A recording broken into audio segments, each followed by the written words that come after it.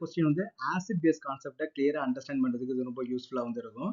இங்க என்ன கேட்டிருக்காங்கன்னா what will be the conjugate base, what will be the conjugate bases for the following Bronsted acids வந்து பார்த்தீங்கன்னா HF, H2SO4 and HCO3 வந்து கொடுத்துருக்காங்க. ஓகேவா?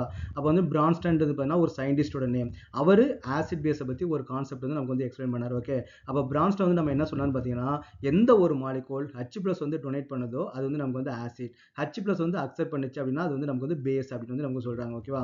அப்போ நாங்கள் என்ன கொடுத்தாங்க, இது எல்லாமே ஆசிட்னு சொல்றாங்க. இப்போ நமக்கு வந்து HF வந்து இருக்கு இல்லையா? அப்போ HF நமக்கு எப்படி ஆகும்னு பார்த்தீங்கன்னா எப்படி நமக்கு வந்து டிசோசியேட் ஆகும் பார்த்தீங்கன்னா இப்போ நமக்கு வந்து H+ ப்ளஸ் வந்து நமக்கு என்ன F- வந்து நமக்கு வந்து வரும் இல்லையா? அப்போ நமக்கு என்ன ஆகுது, HF ஆல H+ வந்து நம்ம டொனேட் பண்ண முடியும். அப்போ நம்ம இதை என்ன சொல்றாங்க பார்த்தீங்கன்னா இது வந்து ஆசிட். ஓகேவா? அது டொனேட் பண்ணதுக்கு அப்புறம் நமக்கு என்ன கிடைக்குதோ அது வந்து நமக்கு வந்து பேஸா வந்து இருக்கும். இது ஏன் நமக்கு வந்து இது பேஸ் வந்து சொல்லுவாங்க. அப்போ ஆசிட்டுக்கும் பேஸ்க்கும் நம்ம என்ன ரிலேஷன்ஷிப் பார்த்தீங்கன்னா H+ டொனேட் பண்ணுச்சுன்னா அது ஆசிட் இல்லையா? இது வந்து H+ வந்து டொனேட் பண்ணியிருக்குது.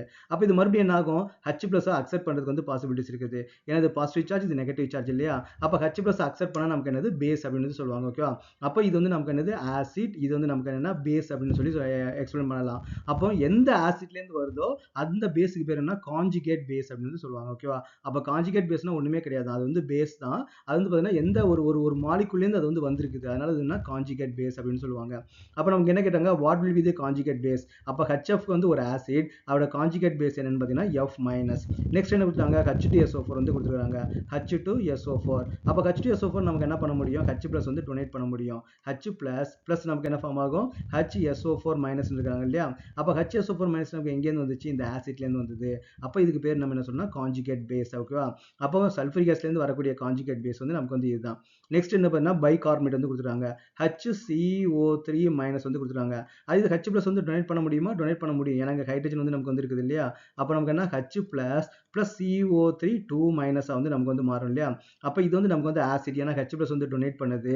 அதுலேருந்து கிடைச்ச இது வந்து பார்த்தீங்கன்னா நமக்கு என்ன சொல்லுவாங்கன்னா கான்ஜுகேட் பேஸ் அப்படின்னு சொல்லுவாங்க. ஓகேவா?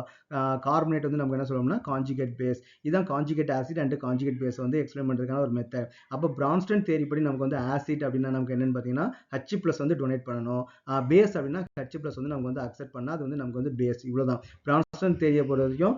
Acid and base concept explain by the proton சொல்லுவாங்க. ஓகே, H+ நம்ம இன்னொன்று என்ன சொல்லலாம், புரோட்டான்.